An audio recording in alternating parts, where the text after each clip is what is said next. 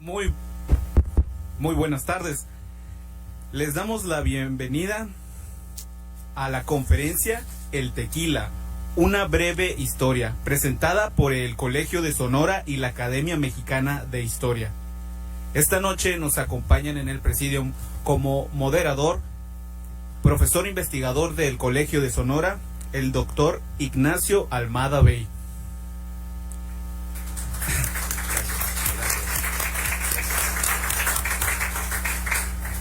Y por supuesto, nuestro conferencista del Colegio de Jalisco, el doctor José María Muriá.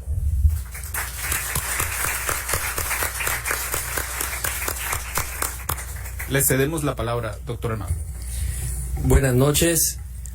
El doctor José María Muriá es un historiador, escritor, museógrafo, catedrático, articulista y académico mexicano que ha centrado sus investigaciones en la historia de Jalisco, los acontecimientos de Nueva Galicia, la evolución territorial del estado de Jalisco, el origen de la charrería y el desarrollo del tequila. Doctor en Historia por el Colegio de México, ha tenido una amplia trayectoria como docente en instituciones nacionales de nivel superior y como profesor visitante en instituciones internacionales. Su trabajo como investigador lo ha llevado a colaborar como miembro y consejero de diversas comisiones o instituciones como el Instituto Nacional de Antropología e Historia, el Instituto de Investigaciones Históricas de la Universidad Nacional Autónoma de México y el Consejo del Fondo Estatal de la Cultura y las Artes de Jalisco.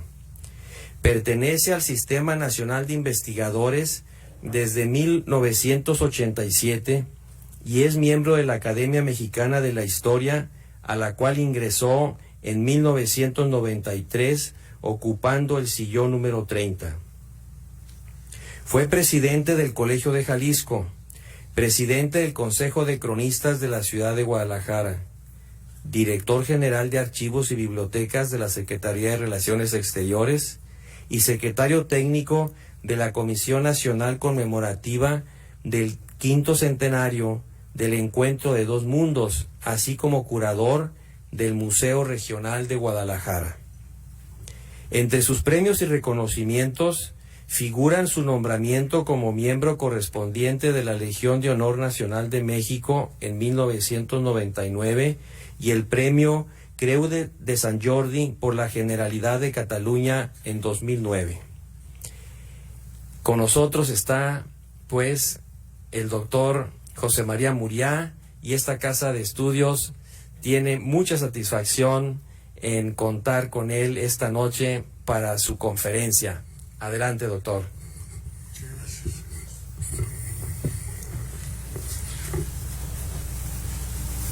Suele ser una expresión común decir que está uno muy contento de ocupar una tribuna, pero en este caso no es una fórmula de cortesía, sino que realmente estoy muy satisfecho de poder estar aquí esta noche, entre otras razones porque esta casa la conozco desde que nació, de manera que es como encontrarme, no es que la haya dejado de ver desde el día de su nacimiento, he venido varias veces, no es la primera vez que doy una conferencia en esta casa.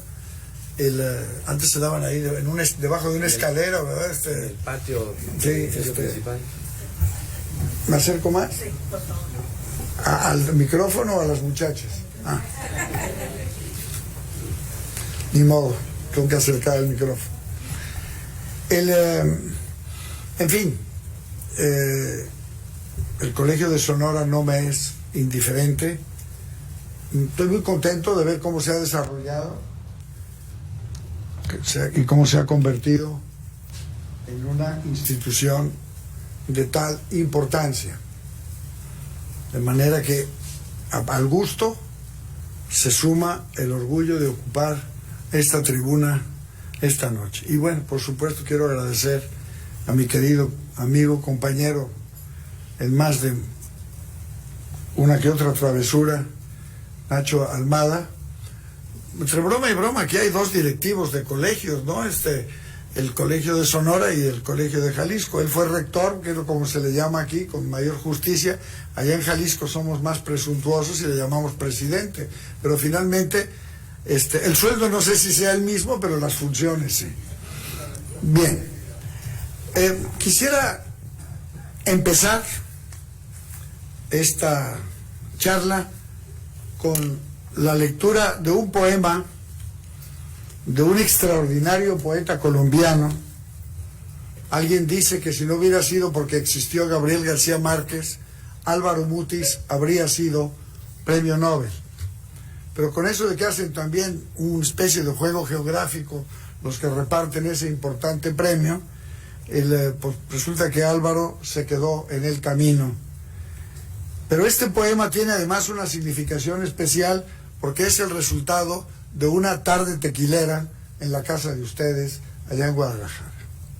Dice así, no se preocupen, no lo voy a leer todo. El tequila es una pálida llama que atraviesa los muros y vuela sobre los tejados para aliviar la desesperanza. En principio, el tequila no conoce fronteras, pero hay climas que le son propicios, como hay horas que le pertenecen con sabia plenitud. En la más alta tiniebla de las dudas y perplejidades, es entonces cuando el tequila nos brinda su lección consoladora, su infaltable voz, su indulgencia sin reservas. Álvaro Mutis. Esta bebida llamada tequila legalmente solo se puede fabricar con materia prima del occidente de México y unos cuantos municipios del sur de Tamaulipas. ¿Por qué se colaron esos municipios? Es un misterio que solamente en el intrincado pensamiento de Luis Echeverría Álvarez se puede explicar. Se obtiene de una planta muy antigua en nuestro país, a la que genéricamente le llamamos maguey. Pero esta palabra no es mexicana, fue traída del Caribe por los españoles, aunque tiene su nombre en cada una de las muchas lenguas nativas de México, además de que muchos tipos de la misma planta dominan las tierras templadas y poco húmedas del centro y del sur de nuestro territorio. Desde antes de la invasión española, el maguey era un verdadero milusos. Por un lado, de un tipo mayor que los demás, aún se obtiene un fermentado lechoso que se llama pulque, ochtli en náhuatl, lleno de muchas cualidades como bebida y condimento. Los partidarios del pulque juran y perjuran que solo le falta un grado para ser carne. Por otro lado, de las hojas lanceoladas se sacaban fibras para hacer sogas y mecates, así como prendas ordinarias que vestían y calzaban los macehuales, la gente del pueblo. También las puntas eran de utilidad como clavos y agujas, al igual que las hojas secas eran empleadas para cubrir los techos de las casas, hacer fuego, además de que con sus cenizas elaboraban lejía.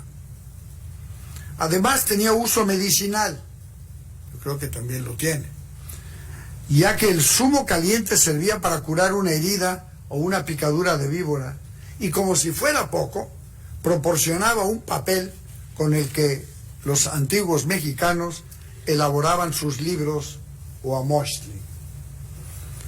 Los españoles descubrieron enseguida el mezcali, que quiere decir lo que se cuece.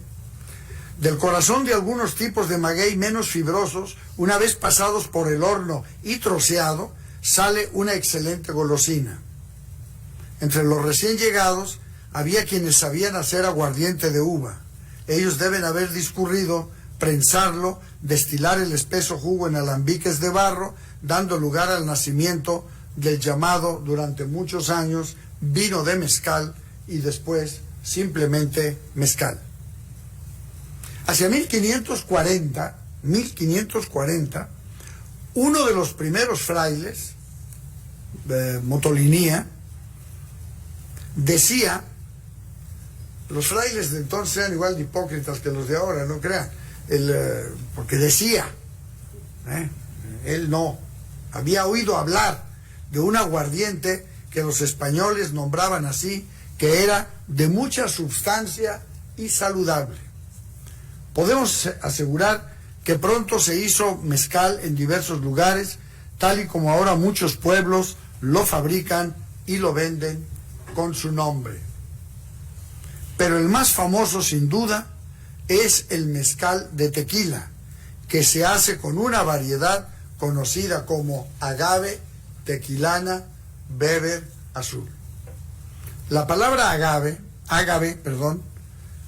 nosotros decimos agave, pero la palabra en griego es ágave, quiere decir admirable.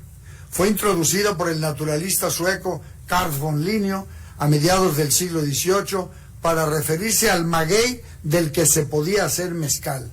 Y en el año de 1902, un científico francés, Albert Weber, ahora se dice Weber, no sé por qué prefieren la forma alemana, pero era francés, quien estuvo en México con el ejército francés y también con informaciones que le envió León Diguet, definió mejor sus criterios y destacó su color azulado que lo diferencia de todos los demás agaves.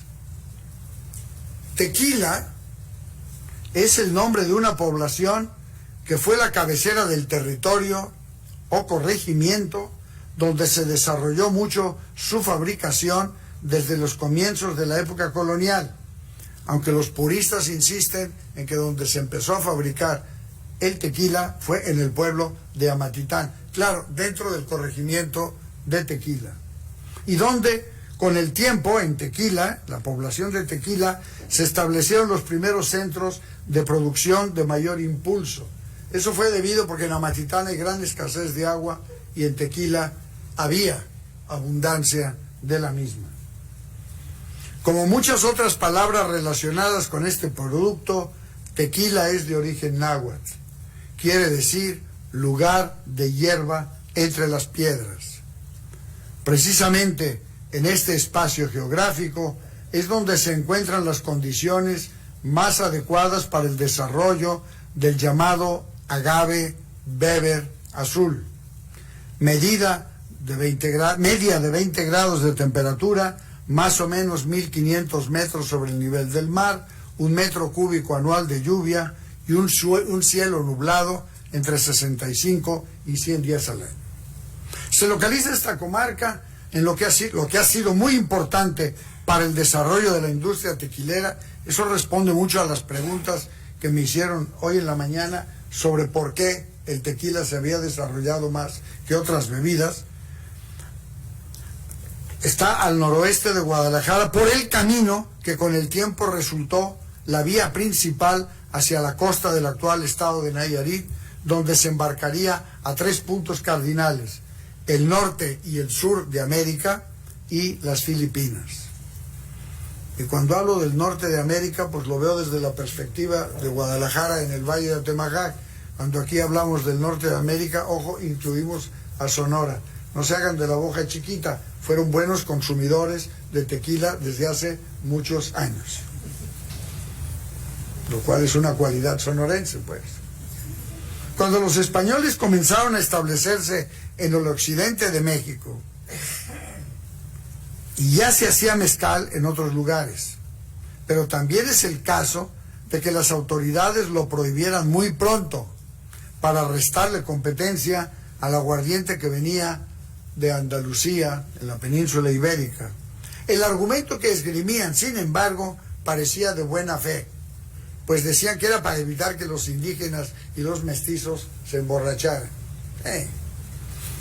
El resultado fue que se fabricó clandestinamente en lugares muchas veces accesibles solo a los aborígenes. Por eso hay quien asegura que ya se destilaba antes de la conquista, pero la verdad es que no se ha encontrado todavía nada que lo demuestre.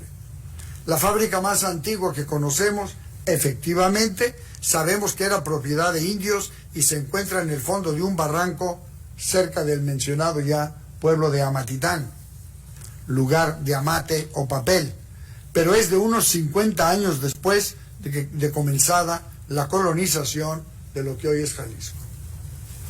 Queda claro que la interdicción no era eficiente, como lo demuestra el hecho de que se repitiera muchas veces. De 1621, por ejemplo, tenemos la descripción que hace el cura de Tepic, otro cura, Domingo Lázaro de Arregui, en la que habla de las grandes virtudes del mezcal, más claro que el agua y más fuerte que el aguardiente. Pero también decía que desgraciadamente su consumo excesivo lo desacreditaba. De cualquier modo, no faltaron opiniones favorables a la bebida de médicos locales, lo que ayudó al gobernador en turno en el año de 1638 a legalizarla y crear el estanco mediante el cual el gobierno vendería el mezcal en exclusiva y sacaría de ahí los impuestos correspondientes.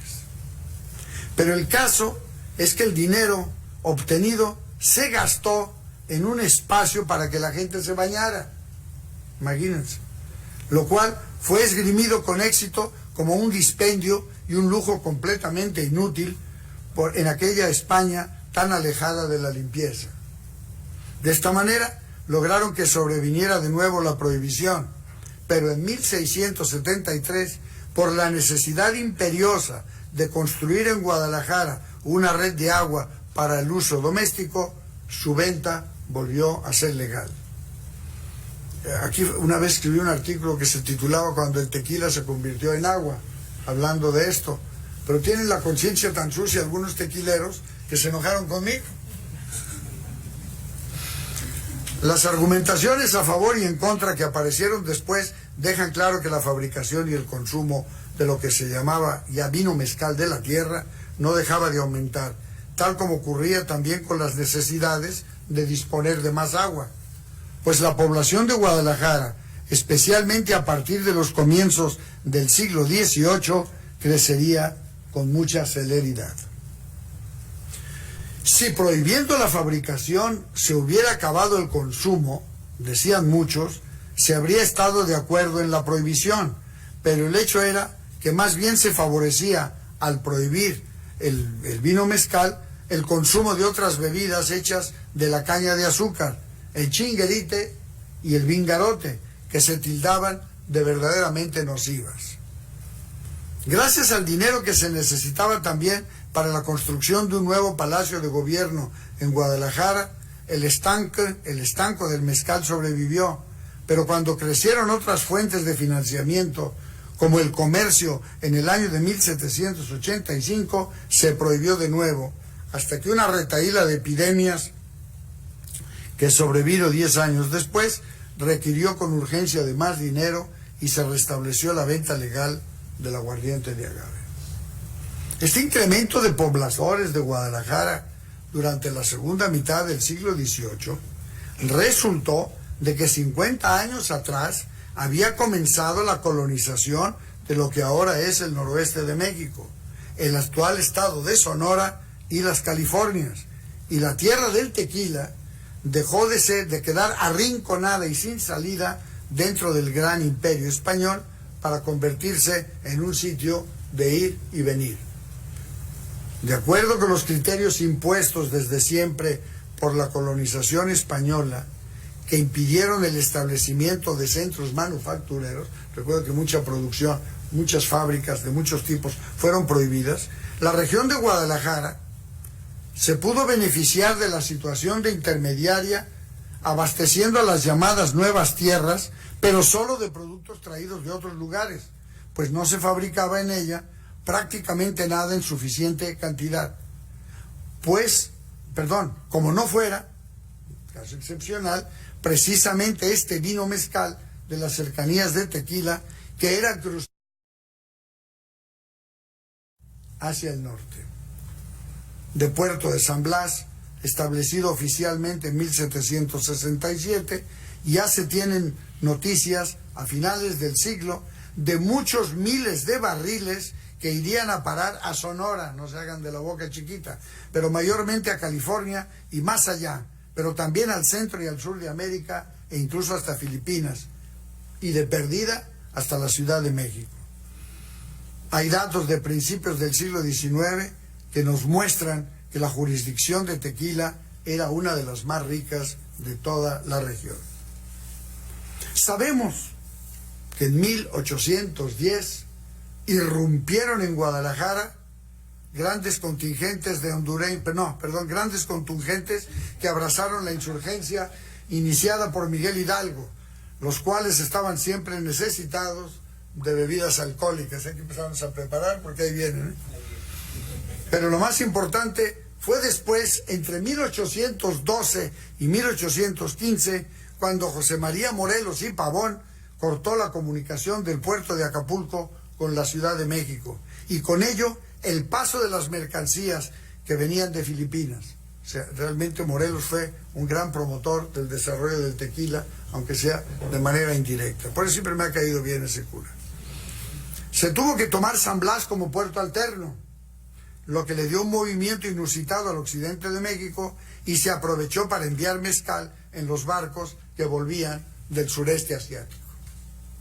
Precisamente el año de 1815, justo antes de que Morelos fuera encarcelado y muerto, se registraron los mayores ingresos por concepto del mezcal habidos hasta la fecha. Pero el camino de Acapulco se volvió a abrir en el año de 1816 y el descenso fue enorme. Al consumarse la independencia, en 1821, tuvo lugar el bloqueo de España, que impidió durante más de 15 años la llegada legal de aguardientes y otros productos peninsulares. De esta manera, los números del mezcal volvieron a mejorar, pero no se superó la venta de 1815 hasta después del año de 1849. ¿Qué pasó? Pues que entre los 2 millones de kilómetros cuadrados que Estados Unidos le quitó a México se encontraba el oro de California, que se empezó a explotar precisamente en este año de 49. Y el aguardiente, que estaba más accesible a la anhelante garganta de los gambusinos, a pesar de la distancia, era justamente el de Tequila, que se embarcaba en San Blas. Durante 20 años la exportación fue creciendo, hasta que se concluyó el ferrocarril de costa a costa en los Estados Unidos en 1869, en mayo de 69, y les llevó a mucho mejor precio el bourbon de Kentucky. No parecía importarle a los mineros la pésima calidad de esta suerte de marranilla gringa, dado que por sus paladares en el fondo eran como papel de lija. Aparte de las utilidades obtenidas por los tequileros durante esta época, parte de las utilidades sirvieron para apoyar al general Ramón Corona, caudillo liberal del occidente de México, primero contra los conservadores y después contra los franceses. Fue lana del tequila lo que favoreció el desarrollo de los liberales en esa parte de México.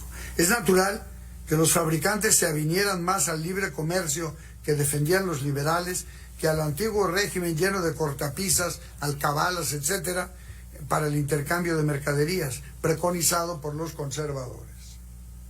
Precisamente por esta ayuda, un tequila destacado de apellido sospechoso, Gómez Cuervo, se convirtió en gobernador de Jalisco cuando los soldados de Napoleón III fueron echados al mar y se fue a pique el imperio mexicano que éste quiso construir con Maximiliano de Habsburgo a la cabeza. Una vez en el gobierno, el honrado empresario Gómez Cuervo lo primero que hizo fue bajar los impuestos del tequila, pero tuvo que compensar incrementando los impuestos de todos los demás productos. En 1867, cuando se restableció el régimen republicano, México comenzó a disfrutar de una larga época de paz y tranquilidad, lo cual derivó en una gran transformación económica y social que fue muy aplaudida en todas partes, a pesar de que 40 años después desembocó en lo que ahora se conoce como la Revolución Mexicana. Una de las razones de esta, pues fue precisamente que el enriquecimiento resultó para unos pocos. En cuanto al tequila, hay que decir que la producción disfrutó entonces de grandes mejoras. Además, los productores se empezaron a sentir orgullosos de lo que hacían y secundaron la cada vez más generalizada costumbre de nombrar al aguardiente precisamente así, tequila. Tradicionalmente, en aquellos campos donde los agaves debían crecer durante unos 10 años, más o menos, sus mezcales, corazones o piñas, llegada la hora, eran despojados de sus largas hojas con golpes precisos de una gran cuchilla encajada en la punta de un bastón. Todavía se conoce como coa, que en náhuatl quiere decir serpiente. Por su parte, al procedimiento que casi no ha cambiado nada desde tiempos ancestrales, se le llama la jima. De ahí la palabra jimador.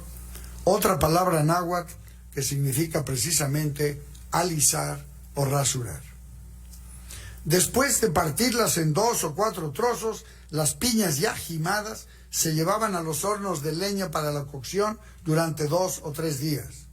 Entonces se depositaban en una gran pileta circular de piedra, la tahona, por donde giraba una gran rueda de molina tirada por 1 o 2 animales. Se le llamaba también el molino chileno. El mosto que se obtenía se depositaba en unos pozos de 1,5 metros de profundidad y unos 5 palmos de diámetro. Ahí permanecía varios días mientras fermentaba. Para acelerar el proceso, aparte de levadura de pan, antiguamente el batidor, que era un cristiano del todo encueradito, con casi medio cuerpo sumergido, se movía lentamente sin parar durante unas cuantas horas, removiéndolo todo y tal vez, animado por el calorcito, tributarle a un tanto de sus líquidos personales. Lo que sí es evidente es que el sudor del hombre aportaba la urea que contiene. Quizás es por ello, me atrevo a suponer, que los viejos, cuando yo era joven, decía que antes el tequila era más bueno. El caso es que últimamente, cuando el mosto empieza a fermentar, se acostumbra a añadir un poco de la tal urea, pero de otro origen, dicen. Más tarde pasaba a los alambiques de barro y finalmente a los pipones para esperar su venta y consumo. A partir de los años 70 del siglo XIX se empezaron a hacer grandes mejoras técnicas e higiénicas. Una de ellas fue la importación de alambiques de cobre y otra la sustitución de la leña por el vapor con el fin de cocer más rápidamente los mezcales. Otra más fue la incorporación de aparatos mecánicos para molerlos con más celeridad y rendimiento, y también la utilización para fermentarlo de tinas o tinajas más higiénicas y con menos pérdidas. Asimismo, comenzaron tímidas exportaciones, primero hacia el sur de Estados Unidos, pero antes de acabar el siglo ya se enviaba mucho a Europa occidental y a los países hermanos del alma, de Guatemala y El Salvador, que a partir de entonces nunca han dejado de ser solidarios y entusiastas consumidores. Entonces empezaron a hacer estudios muy serios para animar y mejorar tanto las funciones industriales como las agrícolas. El más conocido, el más reconocido, es el de un boticario de nombre Lázaro Pérez, quien, basado en sus análisis, insistía en las grandes virtudes del producto, siempre y cuando, entiéndase bien, lo subrayaba, se consumiera con moderación. Es agua, ¿verdad? Recogemos unas cuantas cualidades en palabras del propio Lázaro Pérez. Despertar el natural apetito de los alimentos, favorecer las digestiones difíciles, tonificar las funciones gástricas, hacer que cicatricen rápidamente las heridas poco profundas, untada en fomentos, no crean que he tomado también, calmar el dolor y evitar la inflamación consiguiente a las torceduras, también en fomentos, vigorizar, ojo, vigorizar las funciones debilitadas por la edad, calmar la ingrata sensación del hambre, levantar las fuerzas agotadas por un trabajo excesivo, avivar la inteligencia, ahuyentar el fastidio y procurar ilusiones agradables. Hay que decir que no era esta la primera vez que se hablaba de las propiedades curativas del mezcal, aparte de lo que sabemos que se dijo a comienzos del siglo XVII, cuando se buscaba su legalización, de la cual no hemos encontrado ningún testimonio directo todavía. Pero en el año de 1812, por ejemplo, el Diario de México decía lo siguiente: el vino mezcal puro tiene la virtud de curar enfermedades, como lo han experimentado los habitantes de los lugares en los que se ha permitido, como el occidente de México. Facilita suavemente el menstruo de las mujeres para ponerlo en estado de abundancia según conviene. Destruye las lombrices e impide que se engendren estos y otros insectos. Es eficaz para quitar los dolores de las parturientas. Claro. Para experimentar estos efectos, conviene que el mezcal sea puro, sin mezclarlo con agua. Se vende en la calle de la Iglesia del Espíritu Santo. El caso es que durante los 3 primeros lustros del siglo XX, prácticamente con el mismo número de fábricas, la producción estuvo cerca de duplicarse. Buena parte del gremio vio con desconfianza al principio la posibilidad de utilizar para envasarlo botellas de vidrio compradas en Alemania. Poco después, en 1906, se creó la primera gran fábrica de vidrio en Monterrey, que ofreció la cantidad necesaria de recipientes a precios mucho más económicos. Hasta entonces, todo se había almacenado en grandes barriles de madera, lo que le llamamos pipones, como los que aún se utilizan, pero se trajinaban en unas botijas de madera de aproximadamente 33 litros que llamaban damajuanas. Fue el caso de que las botellas resultaron más prácticas, aparte de que le daban al contenido un cierto aire medicinal. En aquella época era una época de elixires y de jarabes. Esto resultó en un impulso a la venta del tequila a partir de 1918, cuando se produjo la famosa epidemia, pandemia prácticamente, llamada de la gripe española, que corrió por buena parte del mundo. Para combatirla se recomendaba tequila con limón y sal. Cabe suponer que la vitamina C de que están llenos los limones, especialmente los mexicanos, de algo debía servir, pero quizás su utilidad real, además de animar a los enfermos por su carácter de vasodilatador, era solamente beneficiar a los fabricantes y a los vendedores.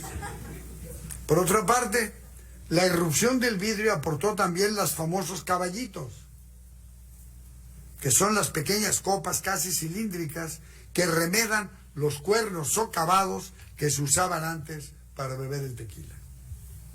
La gripe española fue sucedida a partir de 1920 por la ley seca de Estados Unidos, que prohibió en ese país tanto la fabricación como el consumo de bebidas alcohólicas y dio pie a la producción clandestina y también a la importación ilegal de tequila. A juzgar por la prosperidad de sus fabricantes durante los 13 años de su vigencia, la cantidad enviada subrepticiamente debió de ser muy considerable. Asimismo, durante buena parte de los años 20 y comienzos de los 30, se vertieron grandes cantidades de tequila en los efervescentes paisajes petroleros del Golfo de México. Pero los pozos abiertos en las costas del Océano Índico al mediar la década contrajeron el mercado sensiblemente y la situación se complicó aún más por la culminación de la reforma agraria, que acabó con los latifundios e hizo que la producción tequilera quedara escindida entre agricultores y fabricantes, quienes desde entonces nunca han logrado ponerse bien a bien de acuerdo. Debe reconocerse que el nacionalismo que preconizó la Revolución Mexicana a partir de la segunda década del siglo XX inspiró en todo México espléndidas manifestaciones de las artes plásticas, y de las letras. Pero en Jalisco, la tierra del tequila fue de una intensidad especial, con la ayuda del éxito de una cinematografía ranchera que exaltaba los valores del campo mexicano no indígena. Todo ello hizo que esta bebida tuviera más presencia en las crecientes clases medias, que antes no consumían ni de casualidad una bebida considerada de gente baja. En ciertas ocasiones de exaltación patriótica, el tequila se volvió imprescindible, es cierto. Podría decirse que a partir de los años 30 era ya, tal como se dice ahora, la bebida mexicana por excelencia. Como sea, la gente popis seguiría despreciándolo 30 o 40 años más. Yo puedo ser testigo de que en principios de los años 60, era yo joven y bello, andaba pretendiendo a una damisela de la clase media tapatía de Guadalajara, clase media venida abajo, venida menos, porque procedía de una clase más bien más altita.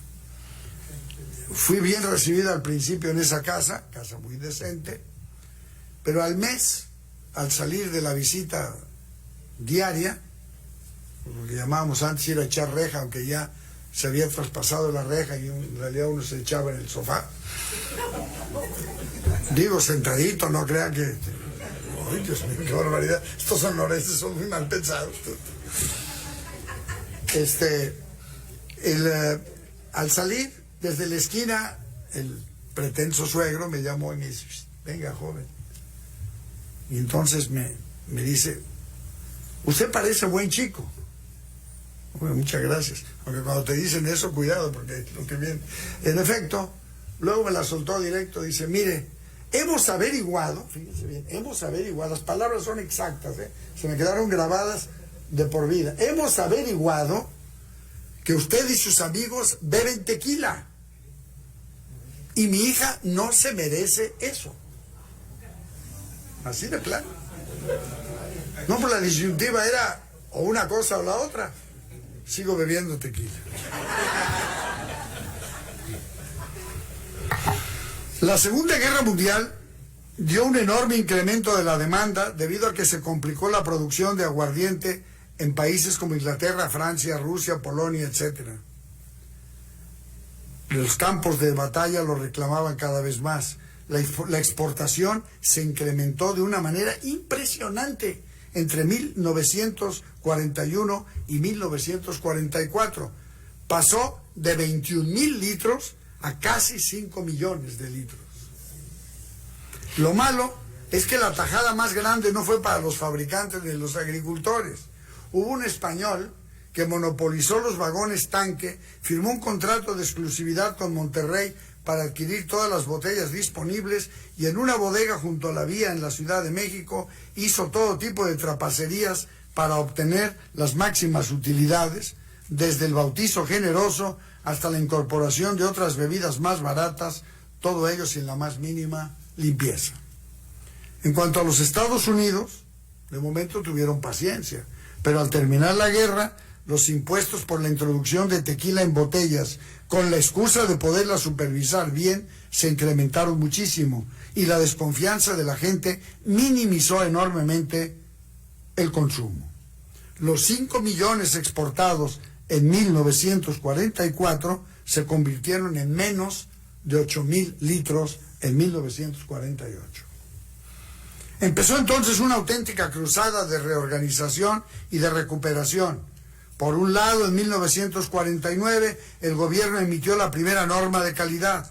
9 años después de buscarlo, aprovechando la inercia que despertó el acuerdo internacional sobre el respeto a la denominación de origen que muchos países firmaron en Lisboa en 1958, se consiguió registrar la marca Tequila y al siguiente año se fundó la Cámara de la Industria Tequilera, que aún sobrevive y a veces ha resultado de utilidad. Por otra parte, además de crearse la primera fábrica de vidrio en Guadalajara para abastecer a la industria, se emprendieron diversas acciones para recuperar el mercado. Mejores técnicas e higiénicas, mejoras técnicas e higiénicas, como el cambio del cobre de los alambiques y tinas por el acero inoxidable. Además, muchas marcas se hicieron más accesibles a las gargantas menos aguerridas y disminuyeron el costo al usar más agua destilada para rebajar la graduación de 46 e incluso 48 grados Gay-Lussac a poco más o menos 40. Y hoy día se está llegando, lo probarán después, incluso a un tequila bastante bueno de 35 grados. Menos ya no se puede. Lamentablemente, la progresiva recuperación de la demanda no previó el aumento equivalente de la materia prima, el agave azul. Para poder cubrir más mercado, en 1964 se estableció una norma irónicamente llamada de calidad, como somos buenos para manejar las palabras, ¿verdad?, que autorizaba añadir durante el proceso de fermentación hasta un 30% de azúcar de diferentes orígenes, generalmente de caña. Pero no fue suficiente, por lo que en 1970 se amplió hasta el 49%. Hasta la fecha, la norma no se ha modificado. Una de las razones del incremento de la demanda durante los años 90 fue que la gente de Postín se empezó a dar a la mexicanización de su paladar y se abocó al tequila, entre otras cosas porque se empezaron a difundir sus cualidades digestivas y vasodilatadoras, y de las otras también. Y los precios de las bebidas extranjeras tuvieron un alza grande.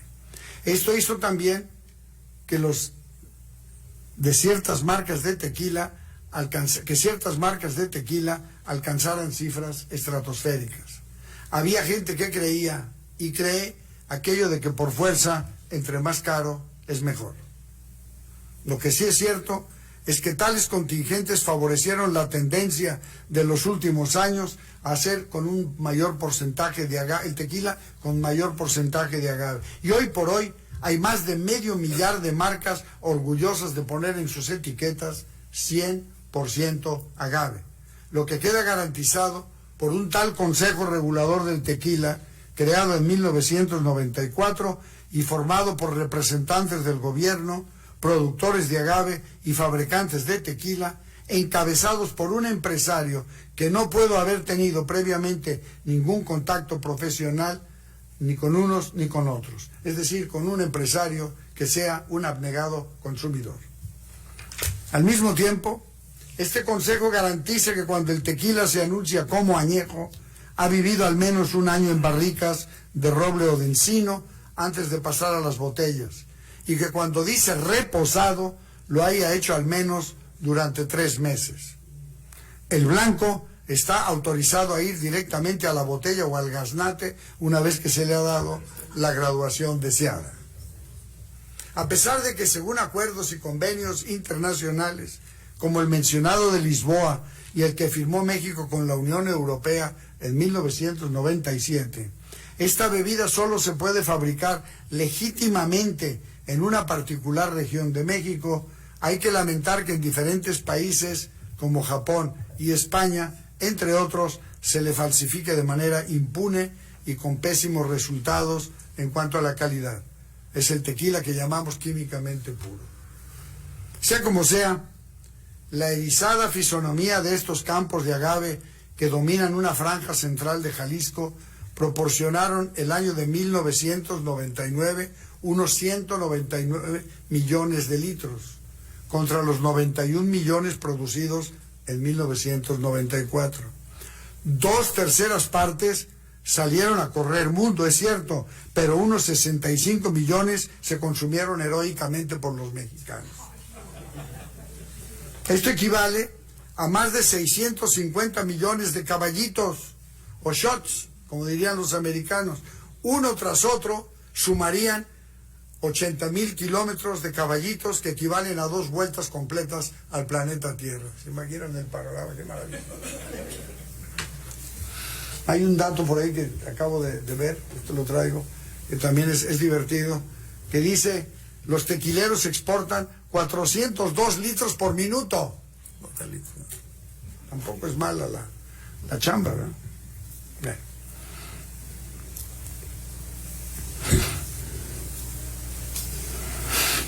Pues bien, el entusiasmo patriótico hizo que 10 años después el consumo nacional llegara al doble, mientras la exportación aumentó poco menos de un 40%. Todo ello para llegar a producir y vender una cantidad superior a 250 millones de litros en 2011 y muy cerca de 300 millones se alcanzarán al finalizar este año.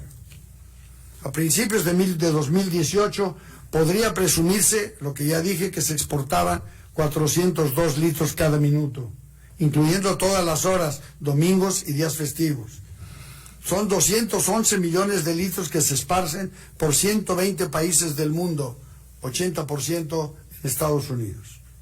Halaga que el tequila que se exporta sea cada vez más embotellado en México, pues la derrama económica que se queda en casa aumenta del 3 al 30%. En 1995 la producción era de 60 a 6 aproximadamente, mientras en 2009 fue de 80 millones a granel por 56,5 millones metido en su botella, generalmente de 750 mililitros. También resulta grato saber de la tendencia favorable al tequila de calidad.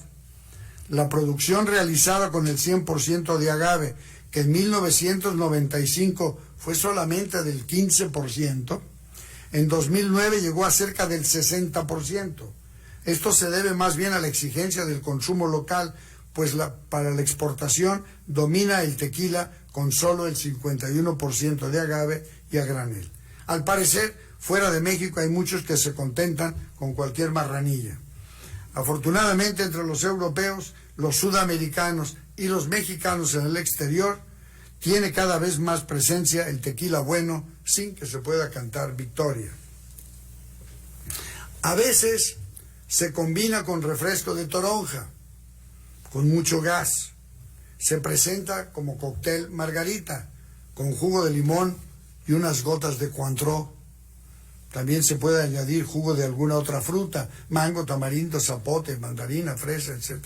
O el vampiro, que va con jugo de jitomate. El changuirongo, que ahora los elegantes llaman también charro negro, que es simplemente tequila del barato con refresco de cola. O como Dios manda, sola, en el caballito que le corresponde. Puede ser acompañado de la sangrita hecha a base de jugo de naranja y especies, o de una sencilla chupada de limón y sal gruesa para prevenir la gripe. Asimismo, el tequila, a diferencia de la muestra que pusieron ciertas películas de los años 40 y 50, se debe beber poco a poco, pasándolo por la lengua y el paladar y aspirando después por la boca, como corresponde a las mejores bebidas. Tampoco hay que perder la cordura. La regla clásica dice que ni menos de una copa ni más de 3, aunque del tamaño de cada una todavía no se ha dicho nada. Hay unos floreros así.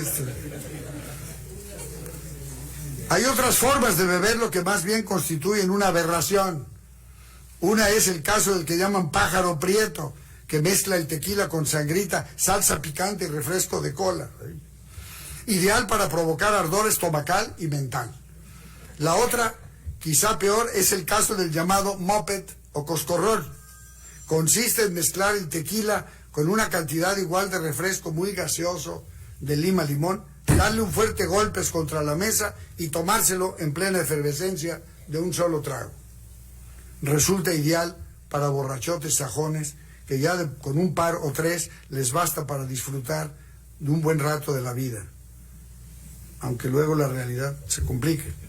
Para tan denigrante forma de beber, cualquier guachicol cumple bien la función, pero la cruda del día siguiente también está garantizada. Nos acompaña en los momentos más solemnes, ya sean tristes o de gran felicidad. Ya se dice aquello de que para todo mal mezcal y para todo bien también.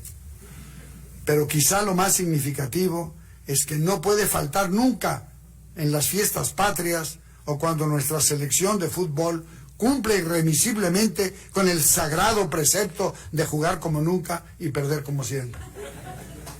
En cada partido vamos de éxito en éxito hasta la derrota final. Reproduzco por último otros versos del tequila, firmado por un señor que se dice inspirado bate saltillero, que a menudo corren de boca en boca con la inspiración del dicho aguardiente. El tequila, señores, más que un licor es magia. Alivia el sufrimiento corporal y del alma. Las tristezas aleja, las aflicciones calma, disipa toda angustia, hace al amante diestro, afina a aquel que canta. Si andas débil de cuerpo, tus ánimos levanta, te da firmeza y brío de amor en las batallas, te calienta en invierno, en verano te exalta y todo tiempo ofrece consuelo y esperanza. En fin, es el tequila una celeste dádiva. La Santa Madre Iglesia debería declararla segunda agua bendita, por no decir sagrada, y usarla en los bautizos como crisma de gracia y en las extremunciones para que el alma salga contenta y sin dolor de este valle de lágrimas, derechita hacia la gloria y sin tocar baranda. Muchas gracias. Salud.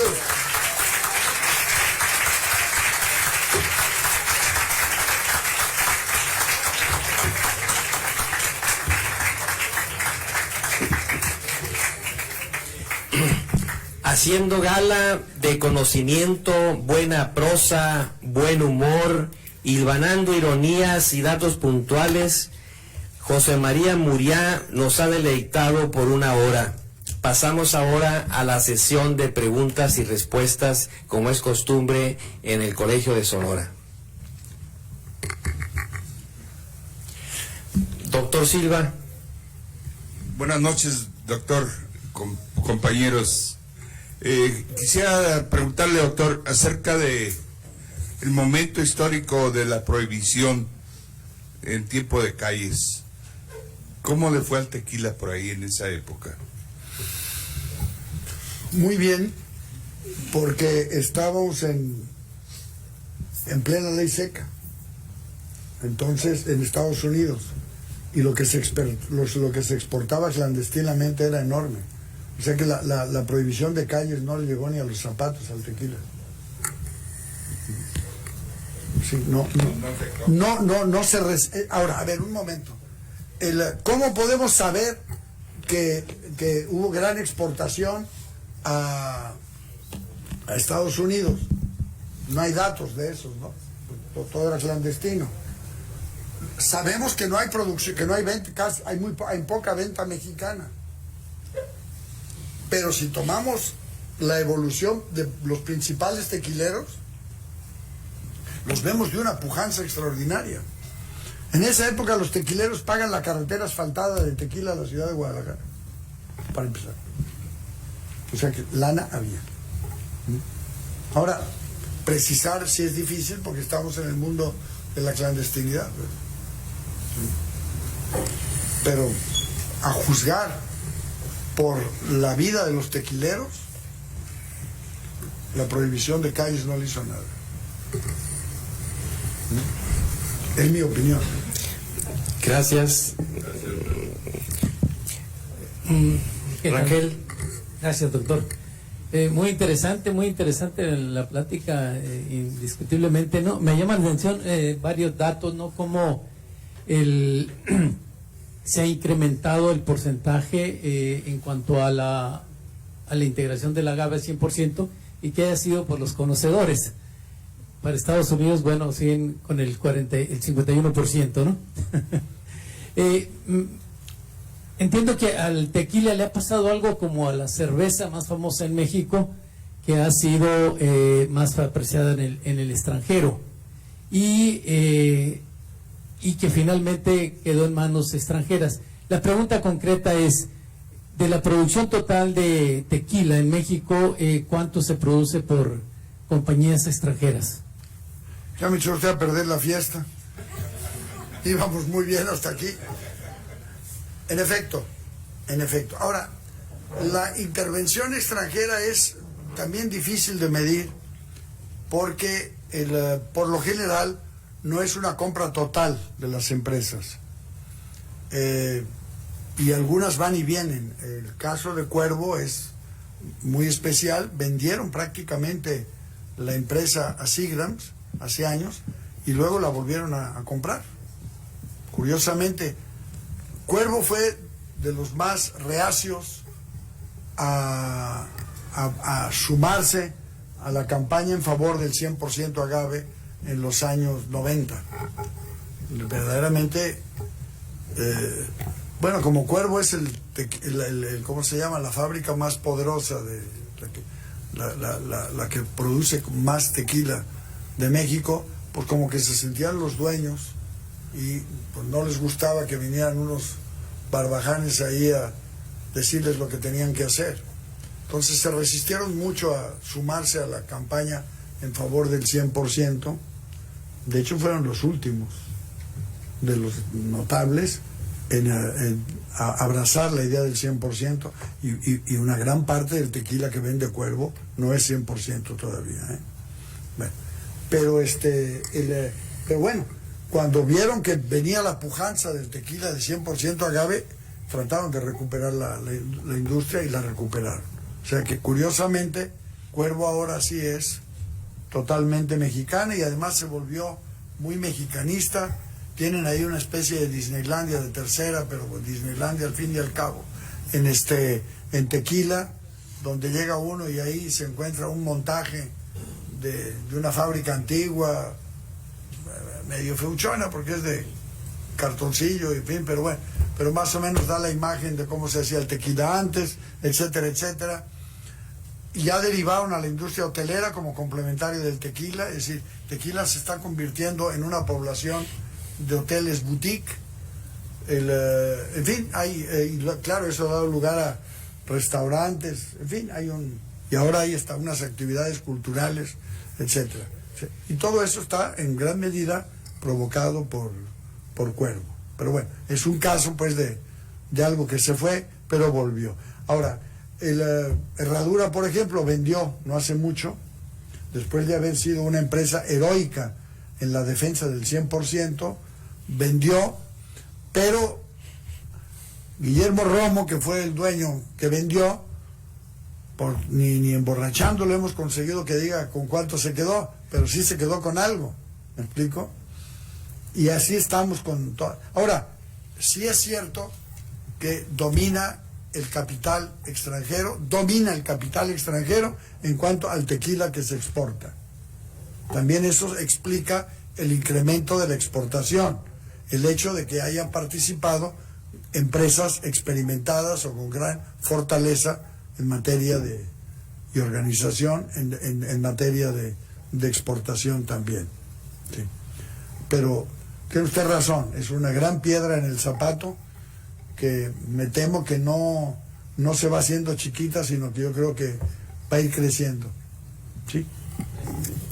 Gracias. La siguiente, y ya estamos cerca de terminar. Señorita, por favor. Buenas noches. Yo quería preguntar cuál es la versión oficial para que se incluyera el sur de Tamaulipas como región tequilera. Hágame el favor de decirle usted porque no lo sé. No, a ver, se dice, la versión oficial, no meto la mano en el fuego, pero se dice, son 11 municipios, si no me falla la memoria, 11 municipios de Tamaulipas, en el cual dijeron que el clima era propicio para la siembra de agave. Se sembró agave, pero resultó que por alguna razón que desconozco, por supuesto, y supongo que ellos también la desconocen, el agave, bueno, cada generación de agave es más o menos de 3 años. Quiero decir, el agave a los 3 años, ya a los 3 años de vida ya se le quita el primer hijo, que se siembra aparte, y así sucesivamente. Bueno, la tercera generación de agave, o sea, es algo que se produce relativamente pronto, ya viene muy astilloso, como que se hizo algo parecido a la madera. Ojo, al destilar ese agave, está usted produciendo alcohol industrial, que para todo fin práctico es veneno. Entonces, el problema que tienen entonces los tamaulipecos es que no pueden desarrollar campos de cultivo. Lo solucionaron muy fácil. Compran el tequila en pipones, y hay marcas tequileras en Tamaulipas, aprovechándose, ojo, en ese sentido hay que decirlo, aprovechando la frontera de ¿cómo se llama?, de Nuevo Laredo o de Laredo, donde se vende una cantidad enorme de tequila, y el sur de Texas, que los tejanos tendrán todos los defectos que ustedes quieran, pero borrachotes sí son, ¿no? Bueno. Ahora, la versión. Parece ser que hubo una confrontación entre el presidente Echeverría y los tequileros. Cosa rara, porque es un presidente que no se peleó casi con nadie, ¿verdad? Pero bueno, y la venganza fue esa. Sacaron el decreto metiéndole los 11 municipios estos y otros que quedan un poco en duda. Los del sur de Nayarit, ahí no hay vuelta de hoja. Los límites de los estados les viene guango el tema, quiero decir, a las regiones les vienen guango los límites de los estados, ¿no? Es decir, pasa uno la barranca de Mochitiltic y del otro lado pues el terreno es el mismo, de manera que de hecho por el rumbo de Compostela en Nayarit hay una enorme cantidad de sembradíos de agave. No hay ninguna fábrica, curiosamente, en el sur de Nayarit, pero de ahí sale una gran cantidad de agave tequilana, bebé azul de primera calidad. Bien, hay ciertas dudas con algunos municipios de Michoacán y especialmente con uno de los municipios validados de Guanajuato, que es el de ¿cómo se llama?, de Corralejo.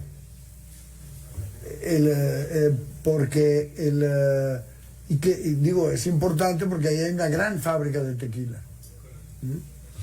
Y creo que acabo de decir una tontería, creo que no es municipio de Corralejo, sino municipio de Pénjamo.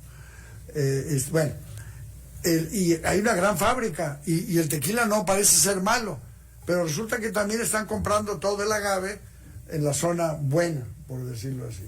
Ahora, todo eso parece ser que provino de una zancadilla que les quiso meter el presidente Echeverría, porque no estaban haciendo las cosas como él quería. El gran beneficiado fui yo. Sí, porque en ese pleito fue cuando me contrataron para hacer una primera historia del tequila, cuando yo no sabía absolutamente nada de tequila. Ojo, era un buen consumidor, como queda dicho, con el antecedente de mis antecedentes amorosos, ¿verdad? Pero me metí a estudiar entonces por primera vez y ahí me piqué con el tema y no lo he soltado, ¿verdad? Pero iban a hacer ese libro con la idea de contrarrestar un poco la actitud del presidente. Bien. Eso es lo más que no puedo decir más. Gracias. La última y nos vamos. Maestro, por favor. La última pregunta, ¿verdad? La última pregunta, claro. Buenas noches. Aquí tengo mi copita lista para lo que venga después, ¿Cuáles son los atributos que debemos observar en esta bebida para considerarla un buen tequila? ¿Cómo considerar un buen tequila? Mira. ¿Qué características? Sí, primero, ¿no me traen una botella de tequila, por favor, para demostrarlo gráficamente? Digo,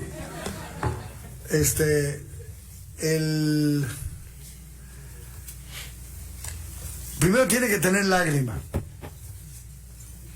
Eso es. ¡Ay, jole! La dejé llena. ¡Qué barbaridad! Claro, no lo van a ver desde allá, pero me van a hacer caso, ¿verdad? Si ustedes hacen así, el tequila empieza a escurrir como si fuera aceitito. Cuando el tequila no es 100% agave, cae como agua. Es la densidad. Y no. Bueno, ahorita no se ve, pero yo sí lo veo. ¿Me creen? Sí, ¿verdad? Uno. 2, usted lo prueba, pasa el tequila por la lengua y luego aspire. Si el tequila es de baja calidad, a lo único que le va a saber es alcohol. Y si no, pues va a tener algún tipo de sabor. ¿Me explico? Esas son las 2 reglas básicas. Luego ya viene el olor y todas estas cosas que les confieso que soy abnegado consumidor, pero no un gran catador. Sí, más o menos le puedo decir qué tequila me gusta y qué tequila no me gusta tanto, pero tampoco llego a... Hay bárbaros que le distinguen casi de qué pueblo es el agave, ¿verdad? Claro, se necesita mucha experiencia, mucho entusiasmo y mucha voluntad. Demos pues un fuerte aplauso al doctor Muriel.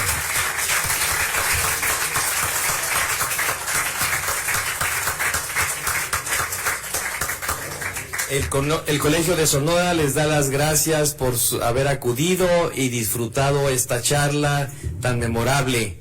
Y pasaremos a una controlada prueba de tequila, a menos que haya una multiplicación de los tequilas, ¿no?